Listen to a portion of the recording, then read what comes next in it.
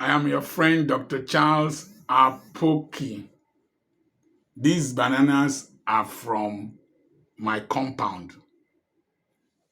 I have coconut here. We've produced coconut candy that we're going to sell in the school. The broilers I will eat during Easter are in my poultry in my compound here. The plantain chips that they eat in my school are from my plantain in my compound here. And Gary is now 2,500 naira for a basket. I have several acres of cassava that I planted since last year. And so the increase in price of Gary will not affect me. In fact, I will make money. I know church people will be angry with me. Who cares? A lot of our prayer camps are vast, fertile lands all over the country, particularly in the southern part of this country. They are virtually idle throughout the year. Nothing is done on them. We spend money using lawn mowers to mow them or pay workers to cut the grass. Why don't we farm on them? Why? If we farm on them, round this country, from the east to majority of the southern states, will produce a lot of food from the prayer camps. If we want to produce yams with sacks, old cement sacks, if we want to produce potatoes with old paint buckets, if we want to produce tomatoes, anything in these our camps, we will contribute to a large extent to reducing the food scarcity in this country. If we want to rear pigs in these our camps, a pig gets pregnant for 115 days. That is 3 months, 3 weeks, and 3 days. And they can produce up to 12. And we have a lot of waste from these our camps that we can use to feed them. We can do biogas from the excrement of the pigs. We can use the biogas to power some small generators.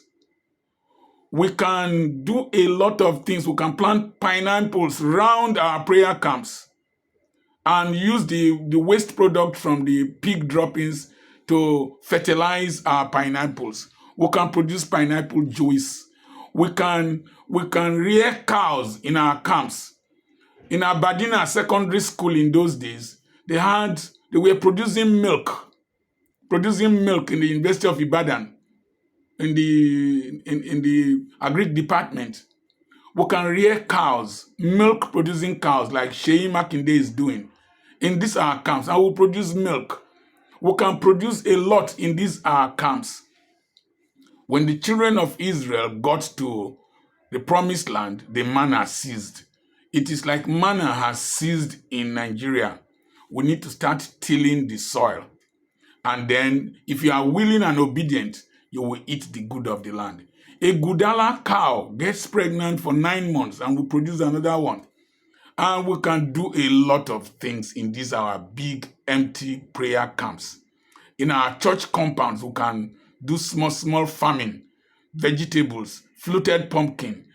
And to a large extent, we, the Christians, will not be praying for food.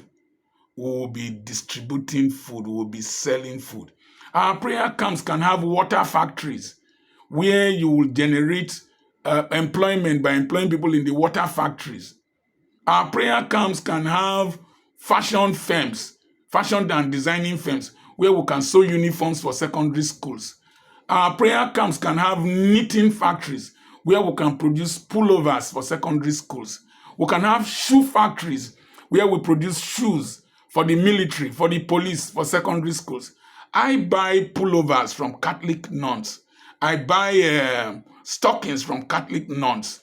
We can do a lot in our prayer camps, employ our youths, generate revenue, and bless the population.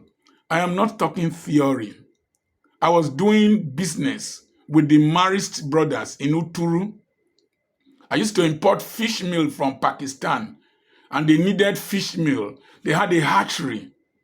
They hatched day-old chicks. They had a poultry that produces eggs. They had a feed mill that produces the feeds for their chicks.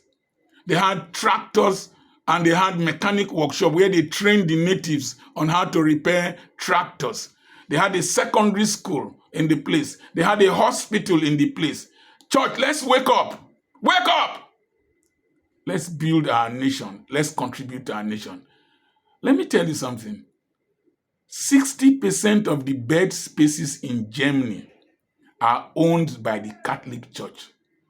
10%, the 10 biggest hospitals in the United States of America are faith-based hospitals. We cannot continue with only prayer, offering tithe, miracles. No. Somebody went to preach to a woman in Seoul, a David Yonggi-Chu, and he said, I bring you the good news from heaven.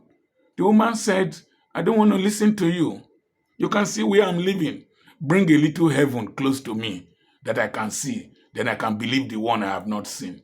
He said, but are you not afraid of going to hell? He said, no, I'm already living in hell. I'm already practicing for the main hell. Let's bring a little heaven close to the people as the body of Christ. And I speak to you Muslims too. Don't be supporting Fulani headsmen. You have so many things you can do with your young people instead of encouraging them to always practice violence. We can look at Saudi Arabia. The Saudi Arabian cow produces 30 liters of milk every day. Your cow that is destroying people's feeds, people's farms, and you are killing people because of, produces only 1 liter of milk a day. And the meat is very, very, very hard, unlike those cows. Just go and imitate Sheyi Makinde, and then we'll have peace in this country. Fulani herdsmen crisis will stop. And with farmers' clashes will stop. We religious leaders in this country are the most hypocritical people. Let's wake up and contribute our quota to the development of this country. I remain your friend, Dr. Charles Apoki. Whether you are my friend or not, I don't care. I am my friend, Dr. Charles Apoki.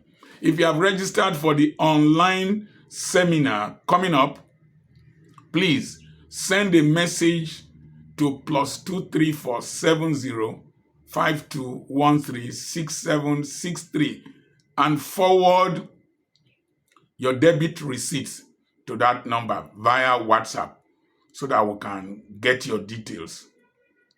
The online real estate seminar comes up is 10,000 naira.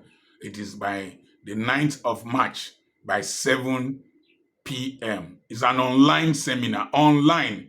God bless you.